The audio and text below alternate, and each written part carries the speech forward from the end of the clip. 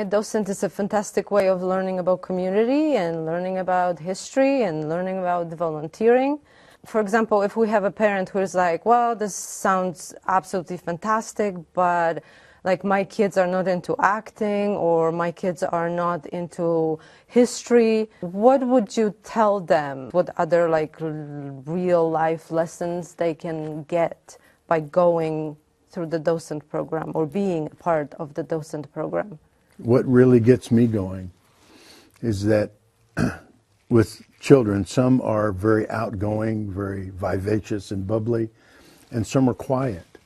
But through the process of working through the different events and doing the volunteering, I've seen many of the quiet ones learn how to communicate.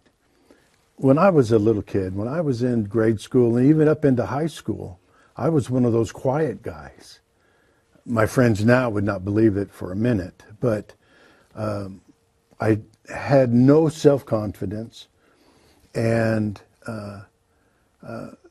I was able to get involved in other organizations where I was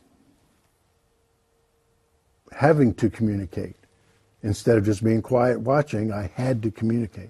And that's the thing that gets me the most, especially for, grade schoolers and high schoolers. We engage in them, even if it's, how's your day going? How was the fishing, if you were able to go fishing? And so that interaction with people, different from a telephone or a computer, just is marvelous. And that's some of my motivation to get the kids to come in, much more than the history. You end up learning the history because it's kind of interesting, Yeah, when I joined it for my kids, but then that was just for my kids, and now I'm the Joaquin Murrieta with Eastern European accent. Yes. We have several other families that they brought their young one to be a volunteer, and now the whole family is a volunteer. It is wonderful. Yeah. And it just fills out everything. Like I say, if you have a bunch of old people, that's what you have, is an old people. But that wasn't really accurate.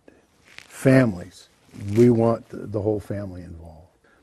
If you want to come and help, we can find something to make you happy helping, doing it. I started this adventure with the idea that, the state's got everything covered.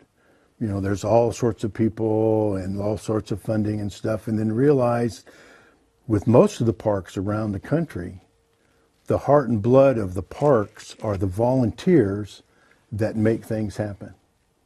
And it can be very complicated, or it can be very, very simple. Just serving water to somebody. Or it could be a major part in a play or an activity like that.